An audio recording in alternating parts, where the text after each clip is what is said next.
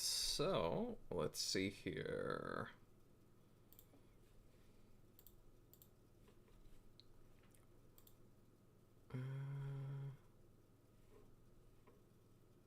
Alright, hit live. Alright. Let's see here. And why am I not seeing everybody again? We're on the right group this time. Yeah, just it's weird. I'm not seeing anybody. One sec.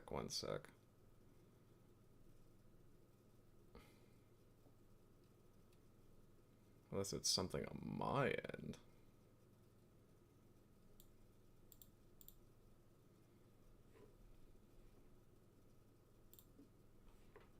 Because you guys are seeing the same thing that I am. The voice bubbles aren't appearing, right?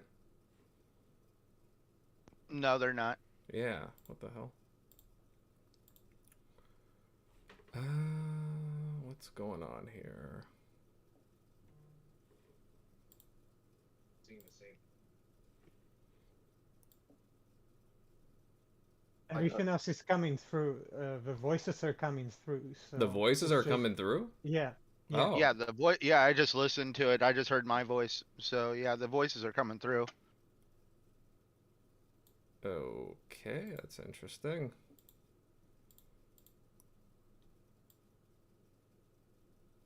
Huh. I have one of those shrill nails on a chalkboard kind of voices, so I'm pretty sure everybody knows what I'm speaking. Sorry, let me just fiddle around. What the heck is going on here? Yeah, put my phone to my ear. I hear you guys talking through it, so. Alright, that's weird. That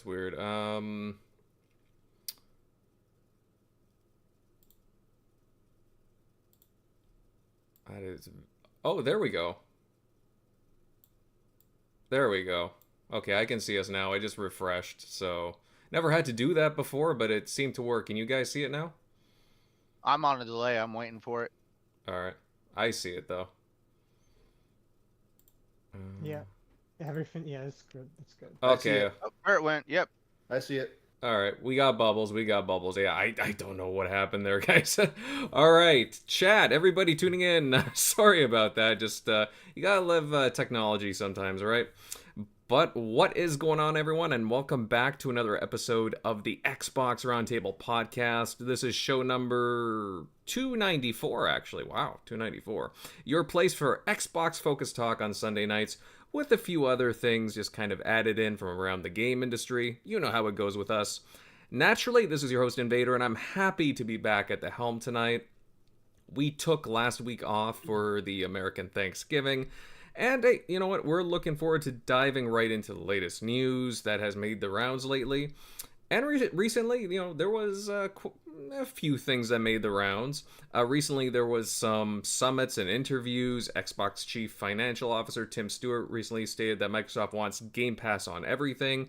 Did he get taken out of context, maybe? We shall see. We'll talk about that.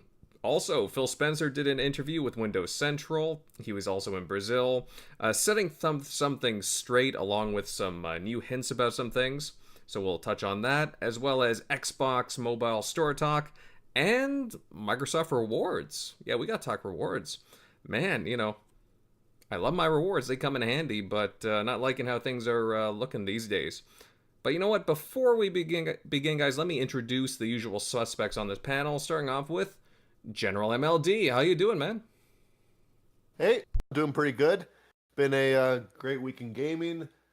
Playing an older indie game released back in August, Sea of Stars, retro style turn-based RPG. So yeah, that's me right now. But yeah, looking forward to this chat. It's gonna be a good one. Agreed. And by the way, I beat the Callisto Protocol. I'm not sure if I told you that, but man, how'd you like it? I liked it. I thought it was pretty good. Kind of glad I waited to play it because there was some issues at the beginning, but honestly, I was digging it. I want more, man. I want some more Callisto Protocol. I don't know if we'll actually get it, but I don't know. I thought it was a pretty cool game. All right, good. I knew you'd like it.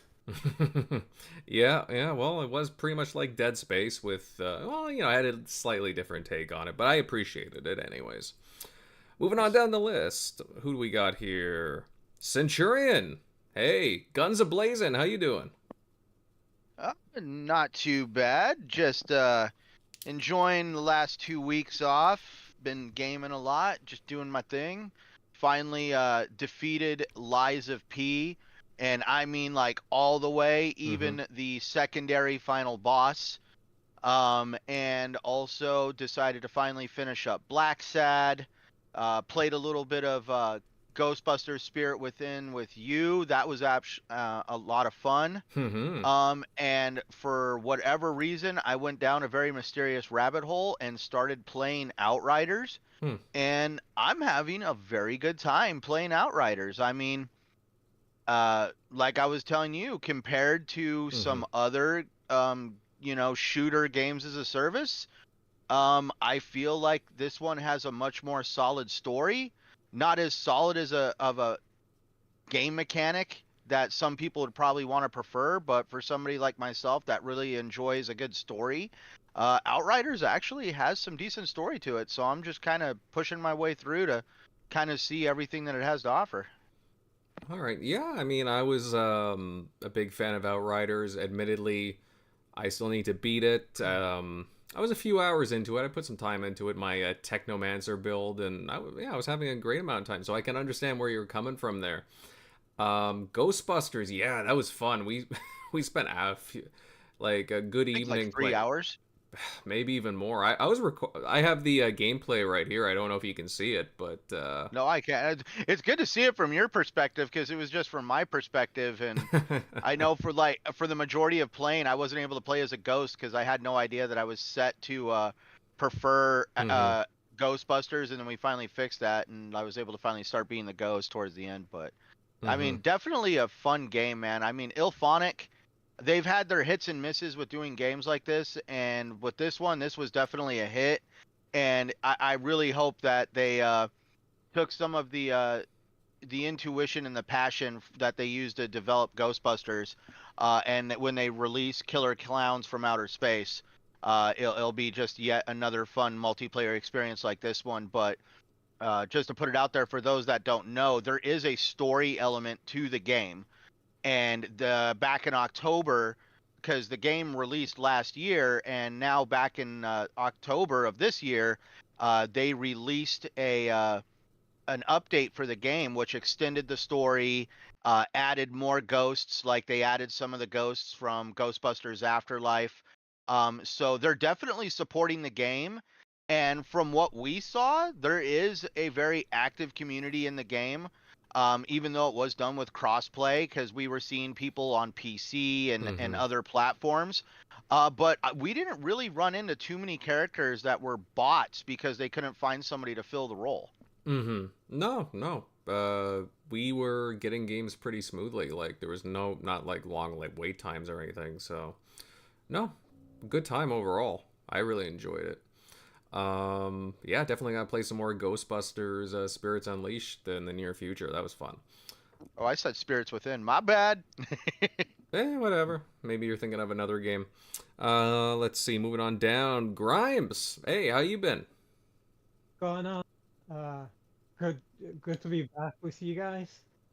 Been busy this past few weeks with some projects, but I did have some time to play Roller Drone, Mm-hmm. which has this really cool art style, quite similar to Sable, if anyone remembers that game. Um, it's a game where you basically shoot a wave of enemies, and you also have challenges which you need to complete in order to progress into the next round. Mm-hmm. I gotta say, it's massively addictive. I can't say how many times I was like, one more and I'm done, only to continue or stop playing and then jump back 10 minutes later to try and beat my previous score or to progress to the next area. I also picked up a few games on Steam on the Black Friday sale. Detroit Become Human and Heavy Rain, which Mm-hmm. were both PlayStation exclusives before coming to Steam, and I'm enjoying those as well. Nice, nice. Yeah, there's a lot of sales going on right now, so yeah, it's good to pick them up while you can, right? Some pretty big discounts too. So yeah, got to get on that. And who else we got here? Crusader. Hey, how you been? I'm good, you know. There's all these games out that I could be playing, and what am I playing? I'm playing Skyrim. Oh yeah, that's right. Um, I have been seeing you play a lot of. Let me guess, the I mods, right? I am playing probably the most complex load order of Skyrim modded I've ever played. It's not something I even like. I didn't even take the time to like come up with the load order myself. It it's part of a mod list called Lost Legacy that has an auto installer. You just have to do a few things yourself to start. You have to basically queue up like you have to install like C++ and some .NET frameworks and some things like that that are distributed by Microsoft. And then you just download this thing called Wabajack, which anyone who doesn't know, that's Shea Gorath's relic in the game. But it's a program that you download, and it will go out and it will grab all of the mods for you and install them properly from Nexus Mods. And you can just place. It's the easiest experience I've ever had modding, because usually I do everything myself. It's insane, like it's at a full third person rework, so like there's full it plays more like something like Assassin's Creed Valhalla now, or you know, like any of those action like action third person RPGs with like the melee parry system. It's not quite as hardcore as like Dark Souls or anything like that, though you can make it harder like that. Huge skill tree reworks, hundreds of new spells and items. It's really good. A couple of my friends and I are playing. All right, all right, that's pretty cool. No, yeah, I love Skyrim, so I can understand, you know, you going back to it all the time and investing time in the mods. The mods are pretty impressive for it, so yeah, maybe I should check that out sometime. Can I just add on real quick, just because this is my mental thought? Mm-hmm. Crusader, this speaks leaps and bounds of just how passionate the modding community is for Skyrim, and I'm not trying to sound cheesy when I say that, but the fact that somebody created a subroutine called Wabajack to actually help facilitate a much more seamless experience. Yeah. I mean, to me, that just cracks me up, but also at the same time, that just goes to show just the passion that these guys go into like designing this stuff just to keep a game that is how old, like at this point, as relevant as a brand new AAA release. Yeah, what's really cool is Wabajack was designed for Skyrim, but it actually works for like dozens of games. Like there's No Man's Skies lists on it. Like what started as something for the Skyrim community kind of blossomed into this kind of just framework for installing mod packs for like all kinds of games, which is really cool. Mm-hmm. Yeah, no, I mean, it is impressive. You know, Skyrim keeps getting re-released in different forms, and hey, you know, I can appreciate the hustle from Bethesda over the years, but at the same time, you know, the support just for, again, the communities that the communities themselves have put into it. Lots of love, lots of love. Yeah, it looks like Skyrim might be getting an update in the next couple days as well, which I don't know if I'm happy about that or not, because it's gonna end up breaking mod loads again if you don't have auto update on.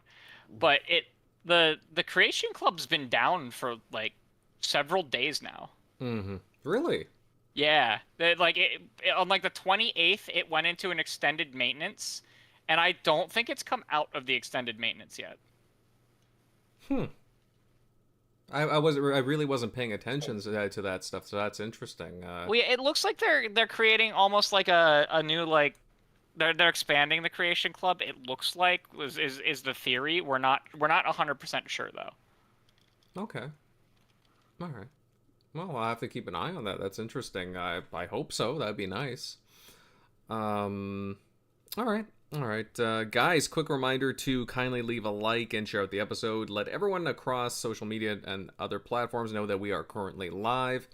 I'm assuming Eric Shockley will be joining us. I never said otherwise, so I'm just expecting him to quietly stroll in. But I know that there's been, quite a few things over the past week, guys. I don't know if we'll get to a lot of stuff again. GTA 6 will be, we'll have a trailer in a couple of days, so we'll probably save it for the next show. And of course, the Game Awards are the other big thing. That's going to be, we'll talk about it next week for sure. But lots of, really cool things to talk about for this show. With that being said, let's get on to our first order of business for tonight, shall we, gentlemen? And over the past week, we've had a few interviews and even like summit speakings. Xbox CFO Tim Stuart recently stated that Microsoft and Xbox want Xbox content on everything, like any screen possible. And things once seen as competitors, competition is now included in their ecosystem, according to them. And a lot of people have been jumping on what Tim Stewart says. I don't know if that's fair or not, but, or maybe taking things out of context, maybe what he said. Now, Phil Spencer, while at a game conference in Brazil, expanded on that because he was getting asked a few things, and he stated that there are no intentions to bring Xbox Game Pass to Nintendo, or PlayStation for that matter, but people are still asking.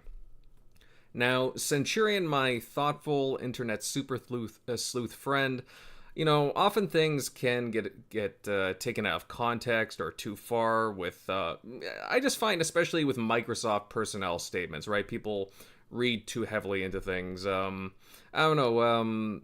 What do you think about this instance, though? Is it just like, again, people just jumping on the words too soon kind of a thing? All right. So maybe jumping on the words too soon is a nice way to say it, but there's, I'm just going to be blunt, screw trying to sugarcoat it. There's obviously some desperate folks out there that would love to play some Xbox games and not have to buy an Xbox because they're just absolutely I love gaming except for here. Well, then you prefer, I'm sorry, but I love all of gaming. I play anywhere I want, everywhere I want, and there is technically in my little magical world, not the term exclusive does not exist, because if I want to play that game, I just go out and get it and I play it. So obviously there's some individuals out there that would like to see Halo on PlayStation and other games that just pop up on PlayStation. But let's face it, I'm going to say right now, there is not a human being in this world that would be told right now, hey, I know you're making money currently at your job. How would you like to make money at your current job, but also have some side income to make more money? Nobody ever is going to respond with, I make too much money. No, like that said, that's some stuff no one ever said. And this is where Xbox is going to go from making 30% on games from Activision to 70% because they now own Activision. So they're basically getting a bigger slice of the pie, the more revenue from these games that they purchased. Forgive me, I forget the CFO's name, but all he was doing was talking about the potential that they have with Activision now. By buying Activision, they were able to facilitate something, and he didn't even want to say it was going to be easier. He just said it would be faster by buying a company like Activision to create something like this than it would be to try to build it from the ground up and take all that time. And I know everybody's going to go down the road of well, you see, that's not organic. Well, guess what? How did they build the PlayStation brand? They did the exact same thing during the original launch of the PlayStation. They went out and they threw money around and they gobbled up as much content as they can to grow the brand as quickly as they could. And Xbox realizes that they're a little bit behind the curve compared to other companies. So yes, they're going to make a big move like purchasing a company like Activision.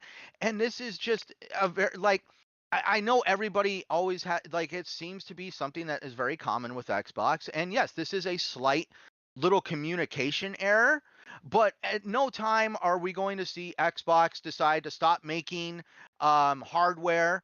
Like we all know from the Xbox leaks that took place during the Activision Blizzard deal, that there's other hardware in development. They're even toying with the idea of potentially getting back into handhelds and other devices to facilitate being able to get more people into the ecosystem. But Xbox does recognize that there's going to be some holdouts, people that do not want to invest in to the stuff like Xbox or handhelds, which is why they have a much more diversified and inclusive ecosystem. And you're able to find Xbox games on things like PC, like Day and Date. They don't see themselves as some walled off sacred garden. And even Jim Ryan himself commented on the whole walled off sacred garden that Sony had created for the PlayStation brand. He spoke at one time in an interview, he spoke about how, right now a game sells like 15, 20 million units on PlayStation, and that he feels that some of the games, or the art as he put it, is some of the best in the industry over on the PlayStation brand, and he would like to see that art actually be able to reach the hands of hundreds of millions of people and just not 15 to 20 million of them. And that's the hilarious part. Even PlayStation has aspirations of wanting to have a bigger footprint when it comes to third-party publishing.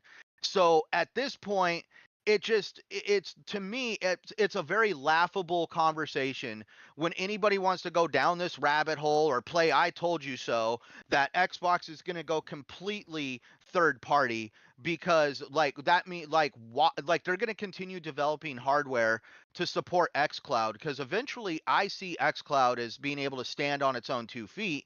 And we know part of how xCloud works is they take the hardware that they invent and they integrate it into the blades over at the Azure servers. So there's always going to be a hardware-based solution in development over at Xbox, at least for a very long time being. And so I really don't see this happening. If anything, like I right now, I feel like we're gonna stick to the conversation, but I know eventually in the next few weeks, next few months, sometime next year, we all need to come together as one whole gaming community. And we really need to start having the discussion of whether or not these companies are going to go third party. But we need to start having the discussion of stopping these companies, these big macho corporate conglomerates, both Xbox, PlayStation, and all of them, from going full 100% digital. I really do feel that there should be a loud outcry from all the communities, that there should always be a disc-based solution available to people to be able to play games. I don't know why everybody's so hyperbolically focused on whether they're going to make hardware or not. I really do think that they should have a much more loud outcry over what exactly is being put out for hardware. All right. Yeah, no, I understand what you mean, Centurion. Yeah, I mean, to me, I'm just gonna generally state that I just think things were just kind of overblown, personally, that what was said. Oh, for sure. Yeah, no Oh, kidding. for sure. Like, I just find that, if you're a personnel, some kind of higher up, actually, don't even have to be higher up, but even if you're like a game developer, whatever, you say something to the media and it just gets amplified, just automatically amplified tenfold. And if memory serves me correct, this same CFO also made comments a while back on Bethesda games becoming like exclusive, and he even said that he wasn't completely sure how that was going to work. And now we could completely see with Starfield's launch that Starfield is obviously an exclusive.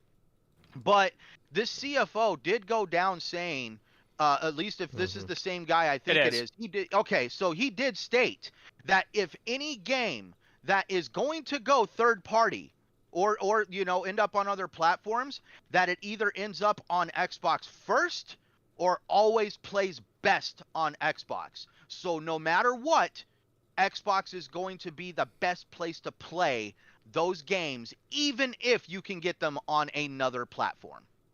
Mm-hmm. Yeah, no, I agree with your sentiments. General MLD, I mean, I would like to know your thoughts on this. Judging by from how you're chiming in there, I'd say you would agree with what we've been saying. Oh yeah, I got thoughts. Mm-hmm. It's funny how quick we go from a few months from Xbox is a monopoly to Xbox is going third party because they're no threat. It's an interesting shift there in that narrative there. So, but I digress here. I'm glad Phil commented on this. He set the record straight. I really do appreciate that because, like I say, a lot of people took the comment from well, what's the CFO's name? Stuart. Thank you. Yeah, his comment was a little vague, but I feel like the PlayStation fanboys they took that, they amplify it, ran amok with a false narrative, and they made a lot of people planted like this very false idea into a lot of gullible people. And yeah, I'm glad that Phil said something because Nintendo or Sony executives they would just kind of they would see what was going on online and they would just ignore it. But Phil Spencer, he actually listens and he responds, and I respect that. So I just want to get that out of the way first. But the idea is that he says that Xbox has no plans to bring Game Pass to Nintendo and PlayStation. Now, I interpret that as it's just not in the cards right now because we all know that Game Pass, they want to expand it everywhere they can. But we also know that Nintendo and Sony, they're just too stuck in their ways to allow Game Pass on their platform. They do things their own certain way. They don't want the competition to be on their actual platform. And I mean, it is what it is. It's their business. They can choose how they run it. So that said, it's true that there are no plans, but who knows, that can change in the future. If I had to guess, I would say Nintendo would buckle first. Maybe they would not they just would buckling. allow. Remember, there is like the whole like Hmm. every antitrust in the world is kind of looking at mobile companies right now and forcing them to have multiple app stores on their phones to allow third-party app stores. And there's a good chance that all like hardware, like technological hardware, could have those similar requirements. So it might not even be that Nintendo or PlayStation allow it. That's one thing I haven't seen a lot of people talking about. Is that yeah, they're not going to allow it, but that doesn't mean that like regulatory wise, like they won't be forced to. Does that make sense? True, but that sounds like a long shot or years away. But Years away is yes. I don't think it's a long shot. I really don't think it's a long shot with the political climate and what we're seeing, how Apple's getting eviscerated and how Microsoft wants the universal app store. right. Well, either way, as of right now, they're not going to allow it. So I guess that's my point. But in terms of the CFO's comments, I didn't really see anything that we already didn't know. We knew for years that they want to expand Game Pass. Like I think they just made a deal with GeForce Now, something like that. We knew for years that big social games are going to be multi-platform, like Call of Duty and Minecraft, and even the spin-offs like Legends and Dungeons. So, and even the Bethesda MMOs. There's even people are even unsure if the next ZeniMax MMO will also be on PlayStation because again, it's a big social game. You want to make it multi-platform, but the single-player games are staying exclusive, or at least Xbox ecosystem exclusive. So we knew about the strategy for a long time, and I think the CFO just kind of made that. He was a little vague about that, but I feel like that's what he was trying to come across as. Like he did say before, yeah, it was mentioned here. They turned 30% of Call of Duty revenue into 70%. That they turned low margin into high margin. Like they're talking about changing their strategy, like their big mobile push. We'll talk about that later. That's what he was talking about. But people all of a sudden they act like Xbox is going third party. They're gonna cancel the console. They like talk about a reach. Now, to me, it's so nonsense because there are so many revenue streams from console, game sales, microtransactions, DLC, and of course Game Pass. There are millions upon millions of Game Pass users on Xbox consoles. To just take that away, makes no sense. Even though you're selling less than the competition, that still makes no sense. It's counterproductive. The Xbox strategy is to expand options, not take them away. And it was also mentioned before, for xCloud, they use Xbox consoles hardware to bolster xCloud the infrastructure. So, and that's going to be a thing going forward as well. I think they're still working on maybe an xCloud hardware piece, but right now is not the time to launch it. Who knows what the maybe 5 years from now will hold? But the idea is that Phil Spencer even said they have a hardware roadmap, they have a software roadmap. So I'm glad he put those garbage, ridiculous narratives to bed on that one. So, yeah, and he also said, which is also very encouraging, that he wants to reward the people that invest their time into Xbox hardware, and and make it reward us meaningfully. So that was also nice to hear as a Series X owner. So there's all that, but then there's the positive things. He did touch on things like that are actually about games here. That he wants the dormant IP to be brought out. That's all good stuff too. It's a matter of finding the right developer and the right passion to bring these things back. So he mentioned Hexen in the past. He mentioned Banjo recently in this interview. So it shows he actually hears the community. He knows about the dormant IP and the potential Xbox has for games, big and small, because he also touched on that. How Game Pass can allow for single A, double A games to be sprinkled in the year alongside triple A games. That to me is the best combo. Because Nintendo, Sony, they're not really doing that. Because like we're getting the big games like Avowed or Hellblade 2, but we also got the small games like Hi-Fi or Pentiment and Dusk Falls. So it's a pretty solid mix, I'd say. Xbox, they're getting it right. So overall, this interview could not have come in a more timely manner, and I'm glad that narrative's been put to bed. It was like this ridiculous thing all week hearing about it, and at least we all know here and now consoles are here to stay. So that's my take. I mean, I do find it interesting that Banjo was brought up, and that he does hear the fans. I'm pretty sure he hears the fans about Banjo, because Banjo fans are pretty passionate. I'm one of them. And I'm sure there are quite a few here on this panel. Hexen, Hexen though, I mean, he's been seen wearing Hexen shirts. He talked about it during the acquisition. I wouldn't be surprised if there was like a Hexen remaster in the works of some sort. Oh yeah, because I think Night Dive, they're like the experts at remastering old games. I think they helped make the Quake 2 one this year. They put their hat in the ring. They want to help make this thing happen. So there's that. I feel like even Banjo, if they got a remaster / maybe even a full remake of 1 and 2, put them in a package and gauge how the current market will handle it. I think that will go a long way too to see if excuse me, an actual sequel will be warranted. Well, hey, chat, anybody listening in, hands up in the chat, if you want a Banjo remake, Hexen, or even just something else, let me know. But definitely some, even just put some bear emojis there for some Banjo love, for sure. Right. Let's see, going on down the list. Crusader, I mean, I would love to know your thoughts. I know you're chiming in a bit there, but I just took Tim Stewart's comments just kind of innocuously. I didn't really think too much about them, but it just kind of like, I don't want to say exploded, but it kind of like gained traction. I'm like, guys, is it really that big of a deal what he said? So I'm kind of glad like the fame's kind of got fanned down by Phil, but what's your thoughts? So, number one, Phil didn't totally refute what he said. Phil only talked about the Game Pass portion and not about the games launching on other platforms. That was something I noticed immediately and asked Jez about, and Jez said, "Yeah, that was his comment." But really, the key word is that he didn't use the word all, and that's what a lot of people are jumping into, and they've been quite clear for a while now that they kind of want Activision Blizzard to be this third-party kind of like operation for them, like with Call of Duty and things like that. And we know almost anything that comes out of Activision has to go anywhere that Ubisoft wants it to go if there's a cloud portion for it.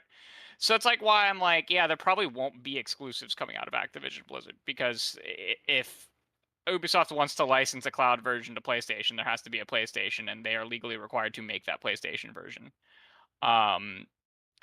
So, you know, I look at it and I'm like, yeah, I mean, is Xbox going third party? Not in totality. Are they going to have a third party element? Sure. So does PlayStation. PlayStation has Bungie. PlayStation has Sony. What is it? Sony Interactive Entertainment. What's the studio? San Diego. The one that makes the MLBs. I was gonna say, don't forget MLB The Show. Yeah, and now granted, PlayStation doesn't publish that version, but they do make it multi-platform because it's having the license exist in that way makes them more money than losing the license completely. And so I look at this and I'm like, Tim Stewart was basically trying to talk about two different things in one sentence and conflated things together, and it ended up being really bad. And it was just poor, like a poor way to discuss it. Because yeah, they are doing things differently where they have this basically this publishing arm that will be totally third party. And that is very different because did anyone here listen to did they just read summaries or did anyone listen to the audio? To be honest, I just went through the summaries. Yeah, I listened to the full audio, and he did like basically outright say like that they want to be on more screens and devices, including PlayStation, and like he was quite clear in what he said. But it really sounded like, because that's something that they've been taught, like the multiple screens thing is something that they've been talking about forever for Game Pass, but it sounds like he was conflating the Activision Blizzard basically like the extent of that being multi-platform in conflating it with the concept of Game Pass being on every screen they can put it on. And so I really think that he was talking almost exclusively about Activision Blizzard when it comes to the multi-platform stuff. And Phil came out and corrected, no, we're not putting Game Pass on those things because right now we can't. That's basically what he said. Right now there's no plans for it because they can't. I do genuinely believe that Microsoft would, if they could own and operate their own store on other platforms, they would own and operate their own store on other platforms. They want to do it on mobile. I genuinely believe that if they could own and operate their own store where they got a 30%, where they took a 30% cut and didn't have to offer anyone else a cut, that they'd do it 100%. Because how Microsoft operates, like as a company, like Microsoft Office is literally on everything, right? Like they own, and they don't just sell that on Windows; they sell that on Mac. I don't think they sell it on Linux, but like Linux is like less than 1% of like users. You look at like a lot of how Microsoft operates, and it's clear that they want to take their games division in that direction, and they still want to operate their own hardware at the same time, right?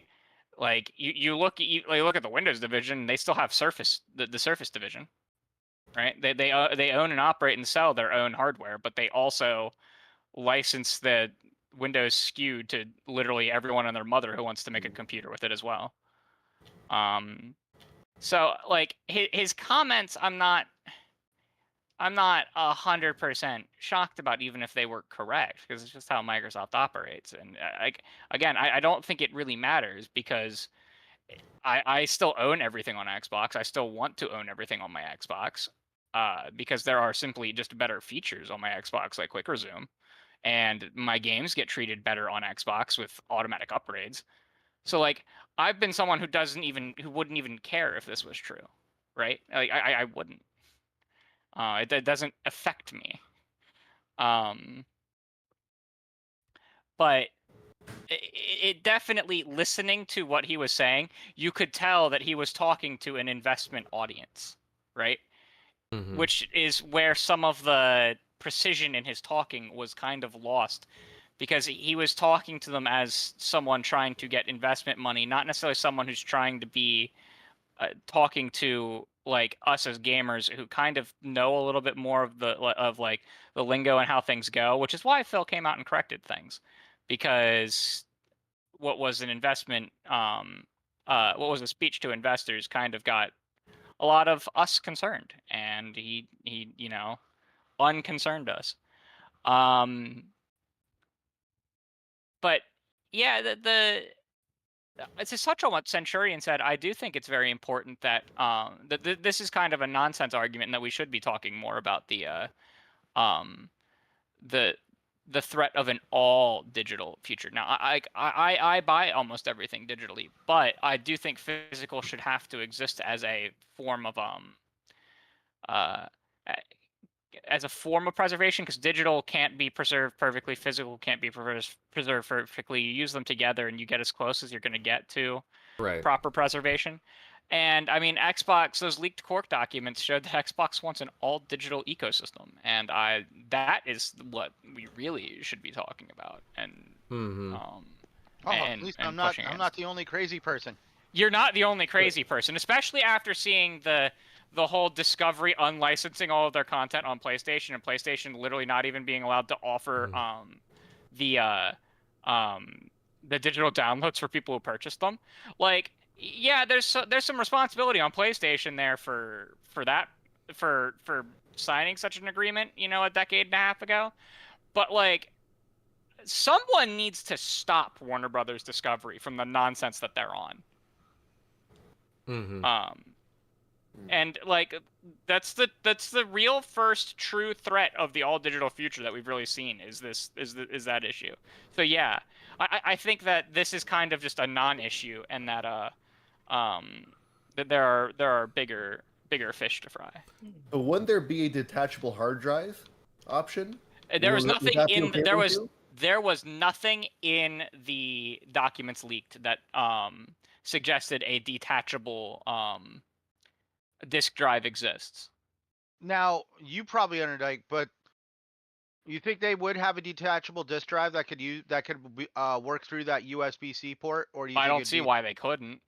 Yeah, that's what I mean. I mean, like, USB-C is a powerful enough port to do something like that. Oh my God, USB 2 is a powerful enough port to do something, because you don't run games off disks. You install them.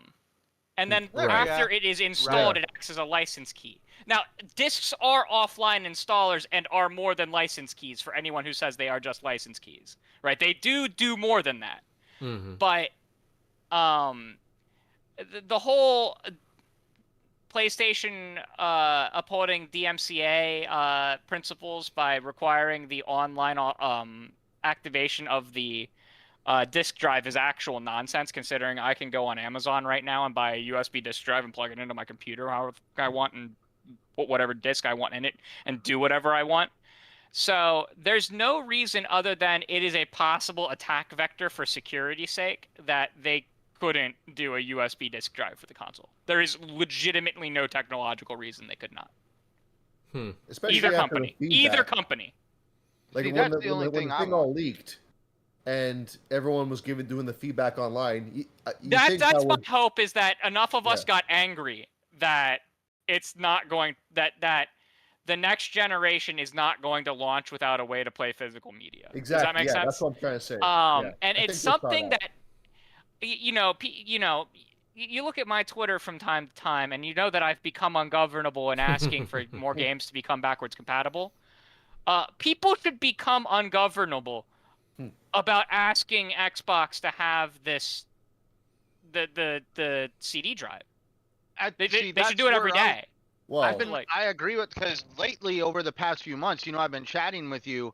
I've picked up Transformers, Fall of Cybertron, Rise of. I've picked up numerous Transformers games, Deadpool, and all of them are technically backwards compatible, but they are not allowed to be purchased digitally. And the reason I say that everyone should do it every day doesn't even have to do with the leak, right? It has to do with the Series S. Because even if they completely canceled that all-digital Series X, right? Because the leaked documents were from years ago. They were from a couple years ago. Right? So even if that was canceled, the Series S today can't use a disk drive. Right. Series S owners should have the option to buy a disk drive. Right. Optionally. I actually think that besides needing the online authentication, the disk drive solution that PlayStation provided is actually pretty good, besides that online authentication. Like the sheer concept of being able to... the base model being sold now without it, and you either buy one that comes with it or you can buy it separately. And I really think they should do something like that for the Series S. Yeah, I agree. Having the option to add on is. I think you want to become ungovernable about something and you want to defend like consumer rights and stuff like that. Ask Xbox to make a USB disk drive for the Series S.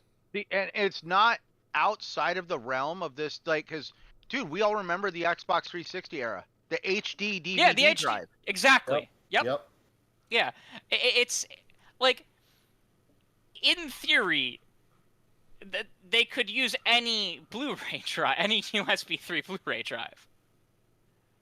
They could authorize any USB 3 Blu-ray drive because all the discs do are act as installers, and then they, after installing the software, they act as a license reader essentially, right? Mm-hmm. And so in theory, any USB drive that exists right now, they would just have to up security and do authentication checks better on the disks to make sure that it's not an attack vector for installing, for people to install hacks or to install pirated software, things like that. That's why PlayStation has the online requirement. It's nothing to do with being compliant with any DMCA rule. It is explicitly to prevent pirated software and to prevent attack vectors on the console, because you are opening up an attack vector by allowing an external device to install stuff. What's hilarious, like I said, I didn't want to go down this rabbit hole, but since you brought it up, Microsoft was literally tore apart, and I mean, like, I hate to say it like this, but like had their throat cut in front of everybody for wanting to do DRM on their games at the launch of the Xbox One. Yeah. But now here we go with, now we've got PlayStation going out there, literally sending out an email. Hey, January 1st, you're no longer going to have access to A, B, and C, which you purchased. Thanks for choosing PlayStation. Have a great day. Yeah. I mean, it was just like, what? Yeah, So. Because like that's to me is the more important thing. I could care less if all three companies go third party. I'll probably still play them all on their own consoles because they're all going to, except for maybe Nintendo. I wouldn't play Nintendo stuff on Nintendo console. It's not a good console. Like, it's cool handheld, but like I'd rather play it on a big screen. But PlayStation games are going to play better on PlayStation. They have their own proprietary API that they use. Microsoft games that they might even play 100% the same on the consoles, but I got quick resume on Xbox, so like it's instantly going to play better there. Like, so I'll play the company's games like most likely on their own stuff. Like, I don't care. I care far more about what Centurion brought up. No, and I'm with you on that. I just want to get Grimes to chime in here. Grimes, I know you've been waiting patiently. I don't know, do you agree with what the guys are saying? I mean, obviously we're talking about Tim Stewart's comments, and then, Phil made some comments as well, with regards to, content. It was said that content was going to come to Nintendo and PlayStation, but that doesn't seem to be the fact. What do you think about all this? And of course, it was taken out of context, definitely overblown, and I don't think it's such a big deal as it's been made to be. And I agree with everything you guys have said so far. But I'm gonna take it on a slightly different angle and see if you guys agree. Something MOD touched on. I think what Tim Stewart is talking about, it's cloud anyways. Microsoft is already heavily investing into cloud, plans to sell a subscription of Windows 365, which is Windows on cloud. And we already know about their mobile store ambitions, which we'll talk about later. So cloud, Xbox being the center of cloud, it's it's definitely gonna happen. But look, we're talking about 2030 plus. No one knows what's gonna happen in 6 or 10 years.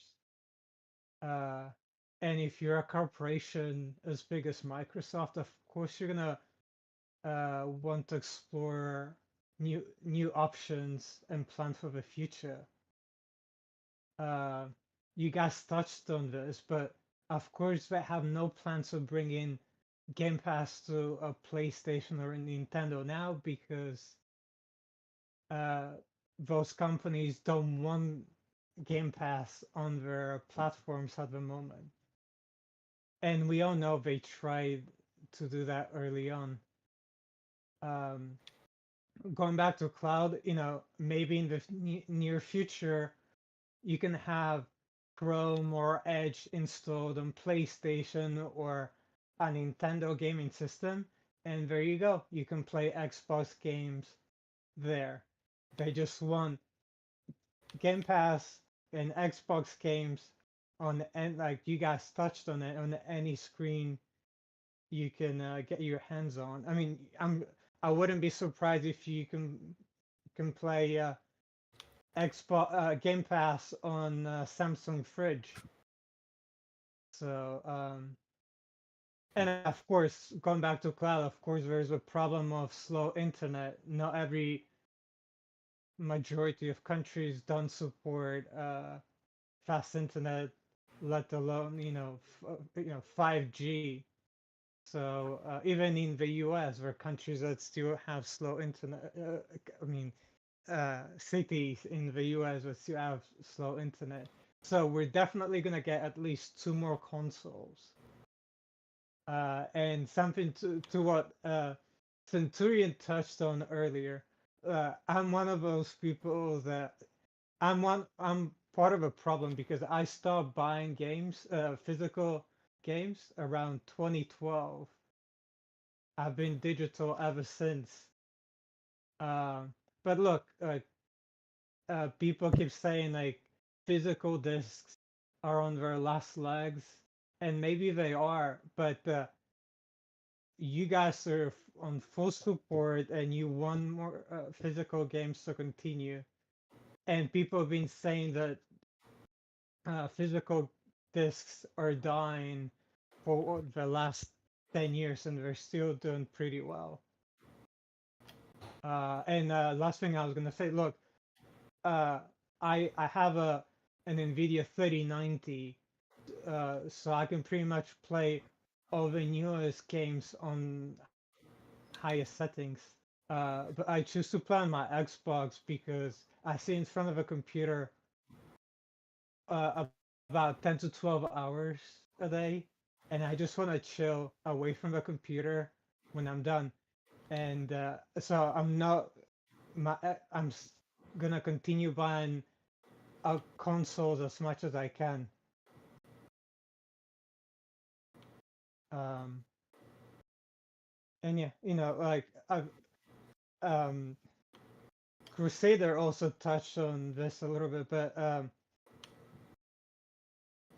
console games are essentially PC games, downgraded PC games. They're made with almost the same tech, apart from their proprietary tools that Sony, Nintendo, and Microsoft help develop the games. But I think like if Microsoft one day goes full on cloud, that could actually help developers focus on one version of a game. It would be cheaper and better for the developers as well. Just wanted to take it on a completely different angle than you guys with that, but I'm pretty sure Microsoft would want to have everything on every screen through the cloud. I mean, I would say depending on how the cloud works out, obviously in time, maybe not right now, but with the advancements and hey, look at the Azure servers as well. Even PlayStation uses them. It's big business for Microsoft. I mean, time will tell. Time will tell, and who knows? Maybe Game Pass Yeah, will I'm eventually talking appear. about 10 years. Technology moves at such a rapid pace that we never know what's gonna happen. Well, again, depending. I mean, they talk about, when the Activision Blizzard King acquisition was going through, they had signed all these 10-year deals with various companies. Yeah. Who knows? Maybe by that time, it's just the answer would be Cloud and Game Pass, getting them on. You never know. You never know how things will work. And it's actually like 15 now because of Ubisoft. Like all of them just kind of got extended. There you go. There you go. So I'm not, again, 10, 15 years, whatever. Again, to me, I'll play on whatever. Obviously, you guys know I'm an Xbox guy, but at the same token, I have a Switch, I have a PS5, I game on other systems, and again, I'm content right now, honestly. That being said, 10, 15 years down the line, who knows? The landscape is going to be very, very different. Even the how we consume things, and the what titles will be available exclusively for that consumption. We'll still be playing GTA 6 by then. Well, the remaster of GTA 6. Yeah. Well, okay, maybe with, I don't know. We'll see, guys. We'll see. But knowing Rockstar, No. Skyrim 2. Listen, I'm all here for Skyrim 2. Give me Skyrim 2. Oh man, well, you are ungovernable, so maybe they will listen to you. maybe. Just just talk to Sarah Bond, Phil Spencer, and all them. Matt Booty, tag them all. Skyrim 2 now. Oh, yeah. If there's anyone who could force government on me, it would probably be Todd Howard. Crusader, if I may, when Yeah. Sarah Bond tweeted the Xbox 360 logo, what do you think that meant?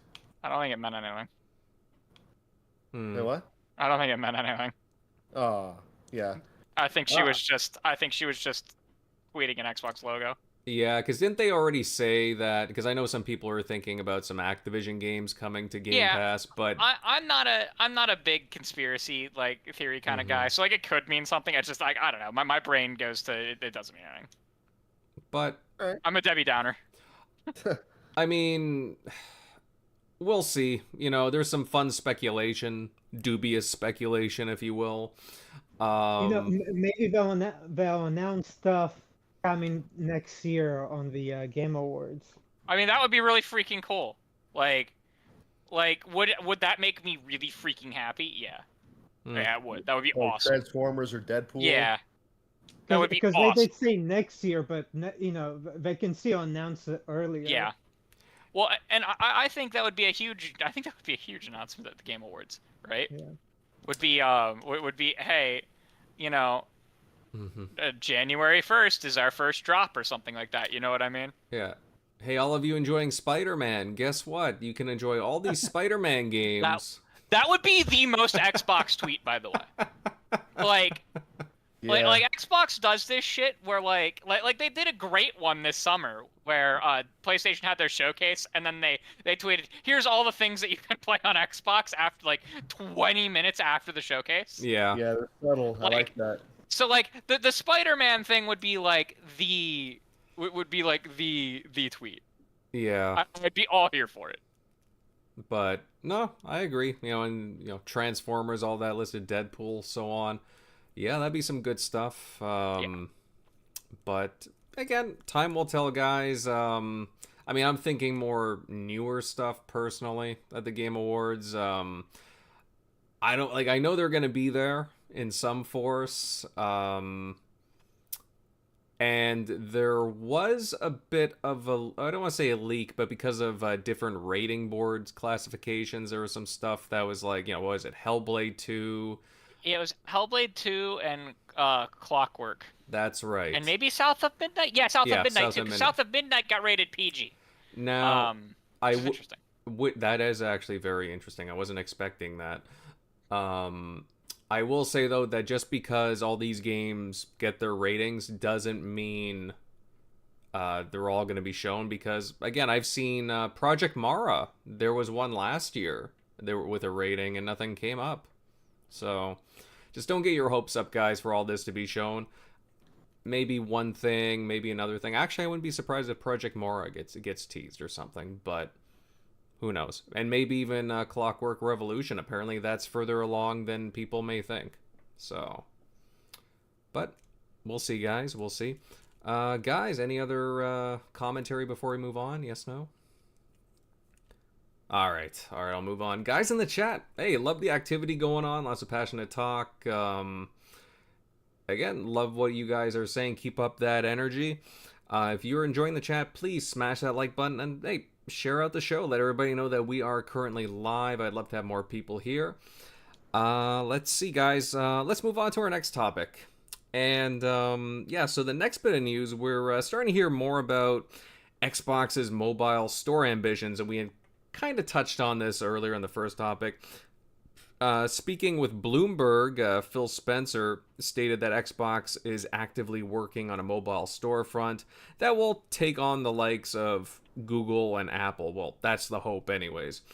Now, it's going further to suggest that it's coming sooner than we all think. Especially with the Activision Blizzard purchase, they'd be very aggressive to kind of get the ball rolling here with what they acquired, the IP, and just the general technology and what they have to offer as well. Let's see, I'm gonna have to pick on somebody since Shockley's not here. Crusader, I mean, clearly Microsoft and Xbox seem. Well, they're gung-ho on going mobile, right? I mean, Phil's been a big driving force about that. And obviously, hey, they're capitalistic. They want that revenue, right? They want that mobile money. Do you think that they stand a chance going toe-to-toe with the likes of Apple and Google and all that? So, the EU is going to require Apple and Google to have third-party app stores that are outside of their purview, starting in like 2025, I think.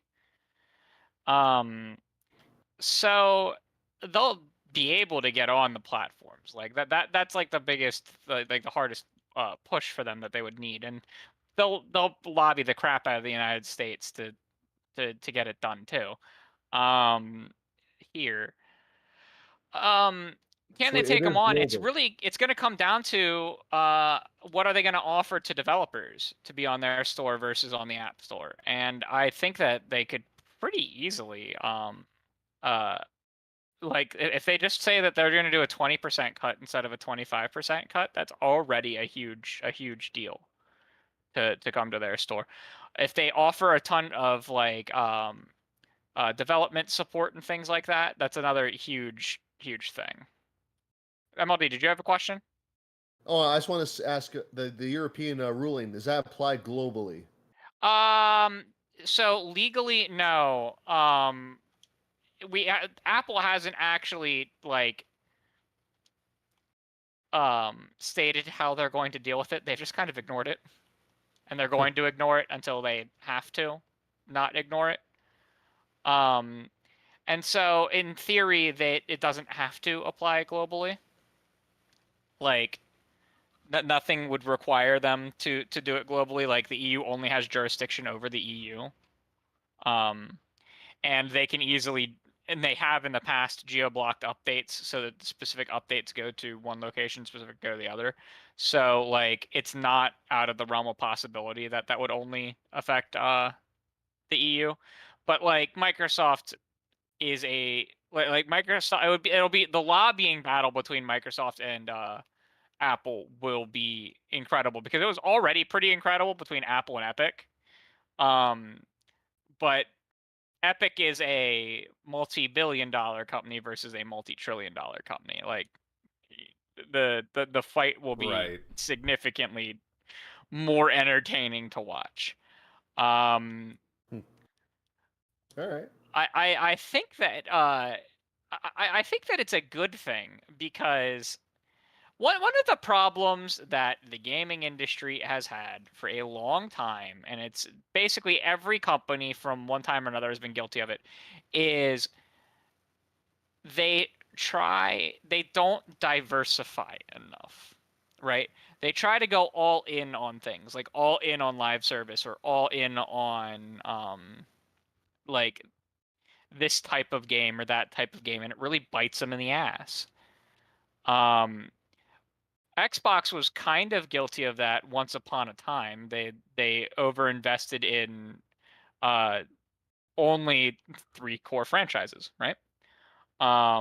They've since fixed that, and now they are like the king of diversity, and they need a good mobile push. And so I'm not shocked to hear them wanting to operate their own mobile store, because Microsoft likes to operate its own things, right? It likes to operate its own stores. It's why there will always be an Xbox console, because they operate the store from the console. And the mobile store will be a part of that, and they have several key mobile offerings to offer. You know, they have the Candy Crushes, they have the add-on games, like there was the new Elder Scrolls 1 released. I can't think what it was called. There is the Fallout Shelter, and you have things like Hearthstone, which are on both PC and mobile, and you have from time to Yeah, time they've had Immortal. multiple mobile games from the Xbox within Xbox Game Studios. I think it was like, what was the Forza one called? Forza Sport? We talked about it last time, but I forget. I don't remember what it was called. There was a Forza mobile game. There's an Age of Right. Empires mobile game in China that I've heard is actually really good. It's a little over monetized, but what my mobile game isn't. But I've heard, like, gameplay wise, it's actually quite decent. Mm-hmm. All right. And like that would be cool to see that. It's like I'm not shocked or upset or anything about their mobile push. I'm kind of here for it. I'd like to see what they can kind of do with a mobile push. Um, Makes me sad that there is no Windows Phone. Yeah. Mm-hmm. Um, I mean, there are inklings of them going for a mobile device, but yeah, I think they're gonna partner with an Android seller, and they're gonna make a because they already have a what's called a. Does anyone here have an Android phone? Yeah. Do you guys did you install a custom Android launcher? A long time ago, not on my latest phone. I actually use Microsoft's Android launcher, and I like it a lot. It's I find it to be better than Samsung's stock flavor of stock like launcher for Android. It's not bad, yeah, but right now I'm just using the regular. Yeah. So like, I won't be shocked to see if we get a version of Android that looks more Windows. And we know that they partnered with Amazon. I think it was 2 years ago now, to bring the Amazon App Store to Windows 11. Mm-hmm. The Amazon mobile App Store to Windows 11, which was really cool. Because it lets you use Android apps on your computer. So like, I could also see them partnering with Amazon on this kind of venture, right? That maybe it won't just be them, but they'll partner with Amazon in order to kind of just do more.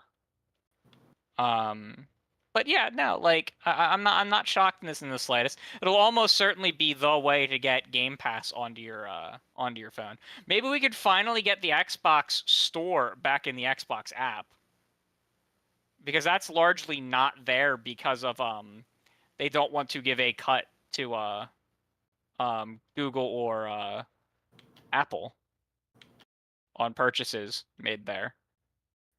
right. That would be. It's not on the Samsung store either. What? The The Xbox app? Store. Yeah. It's just because right now they have one SKU of the app, and the app doesn't have the store, and it's kind of annoying that you have to use I have to go to Edge and go to Google and go to Xbox.com and purchase it that way. I'd love to have a built-in apps, like a store on the phone again. Sure. So like, if their mobile store literally was just like, yeah, you can purchase all of our games through it, even if you don't play them on mobile, that would be freaking sweet. Mm-hmm. All right. So I think it's a good thing. I like, they don't seem to be pushing their core studios to make mobile games, which is a fear, right? Mm-hmm. They don't seem to be doing that. I'm sure if one of their developers wants to make a mobile game, they will let them, because that's how they be, right? Like, they let a team of 13 people at Obsidian make Grounded. You know what I mean? It's a game very different than anything normal that Obsidian makes. Obsidian being the great RPG maker, Grounded being more akin to Minecraft as a survival sandbox. Same with Pentiment as well, right? I mean, small yeah, team. Pentament's a little bit closer to what they would make because it is like an RPG, but even it is really very niche. different. Well, keep Yeah. in mind Yeah, now, very niche. now they have actual mobile developers and big ones too. Yeah. Well, big and small because, to be honest, I don't know a lot about the Bethesda one, the ZeniMax one, Alpha Dog. Yeah.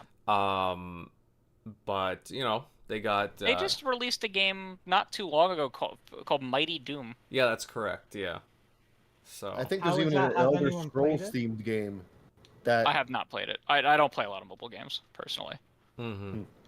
But you know they want to leverage these studios and the IP that is under them. So, hey man, I'm not surprised. I mean, you know what, they got Hearthstone as well. They got quite a few things now. Candy Crush, COD Mobile. I mean, obviously I don't need to remind you guys what they have, but it's just insane what they got now.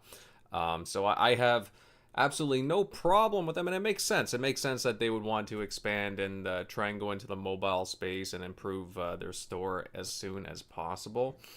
Grimes, I mean, I'll hit you up next, pal. I know that you were just chatting a bit with Crusader there, but like, what are some of your thoughts on this about Xbox's push here for their mobile store? Can definitely see them announcing it sometime next year. The thing they need to figure out is a plan how to attract casual users to the store and bring developers on board. Maybe like Crusader said that 20% would definitely help. But going back to the users, bringing users to your store. Look at Netflix, for example, with their games. Out of over millions of subscribers they got, I wouldn't be surprised if only 5% or less actually know that Netflix has games.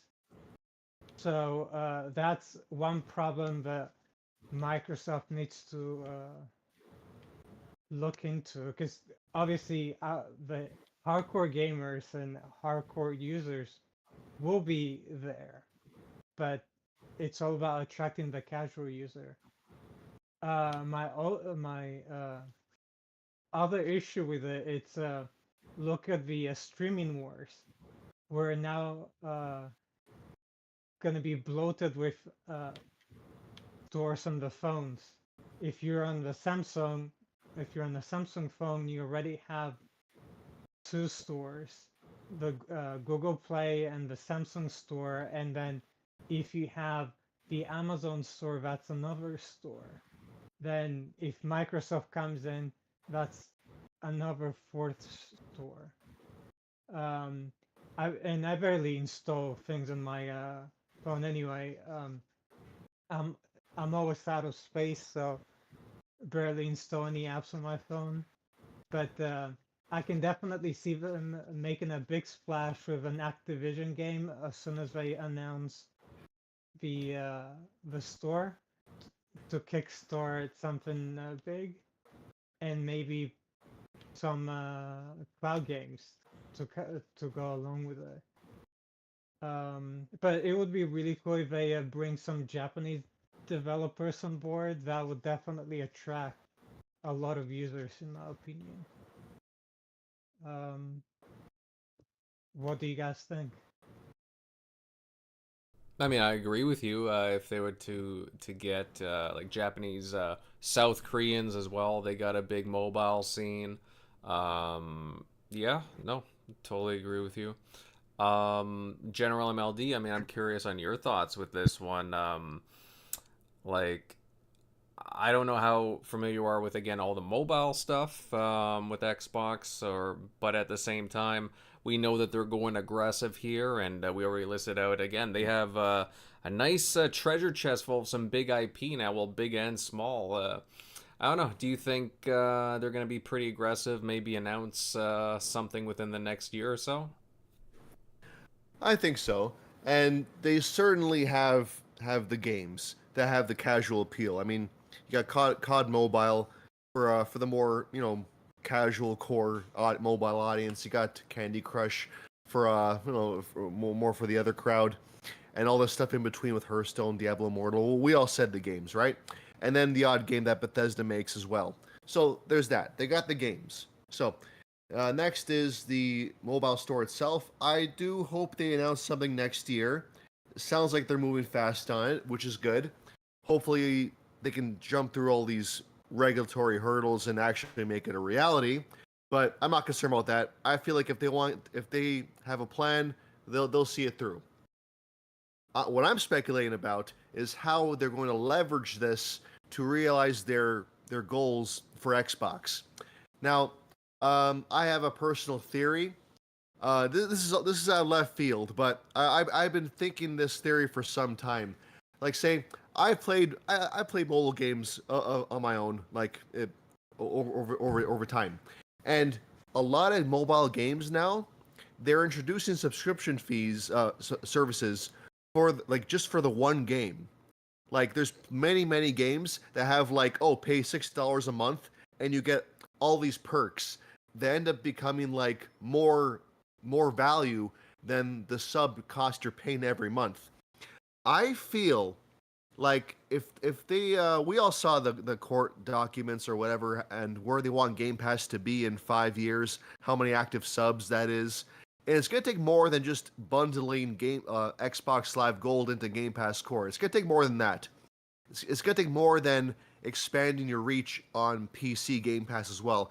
I do feel like mobile is a key in this. And I think they're going to make maybe a Game Pass mobile tier.